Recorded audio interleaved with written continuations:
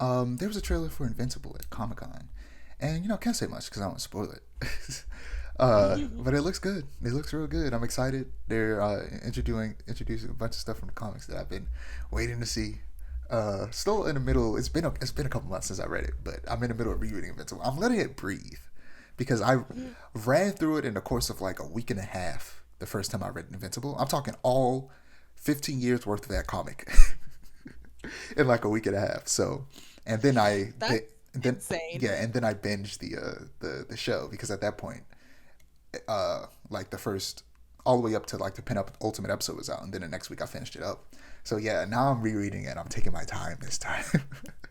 Yeah, Invincible is great. I love Invincible. It comes out November 3rd. If you haven't seen Invincible, yeah, you should watch it. It's good. I I've been meaning to, but like I have a thing about like blood and gore.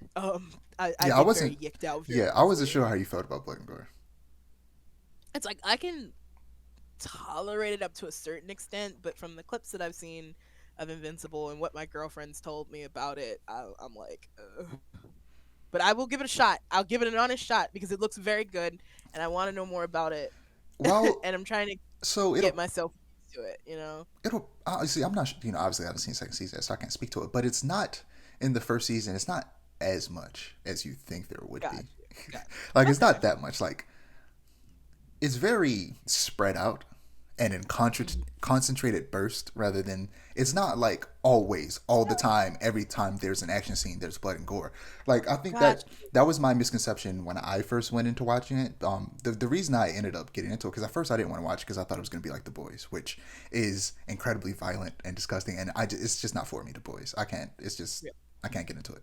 But like it has a good story, but the gore and the just the themes and all of the sexual violence and stuff just really just doesn't it Like just a lot. it's just a lot. I can't. It's overwhelming. But That's real. Invincible does it's not dark. Like The Boys is overwhelmingly dark, gritty story, whereas Mhm. Invincible is a classic superhero story, but it subverts it by being way more violent than you expect, and Gotcha. kind Okay. of putting the characters in more complicated, like morally complicated situations than you would see normally in like Marvel and DC comics. And that's where the subversion comes from, rather than just being dark and gory. So Like there are tons of okay. like action scenes in this that have nothing to do with them ripping people apart, and it's just them trying to legitimately just be good superheroes. And Gotcha. Okay. yeah, it's not like that first season's not as gory as you think it would be. Again, can't speak for the second season.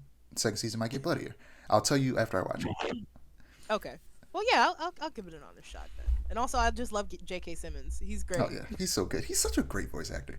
He He's one is. of those like live action actors who also does like ridiculous amount of voice actor work that you just like man, Right. this guy's everywhere. Really good.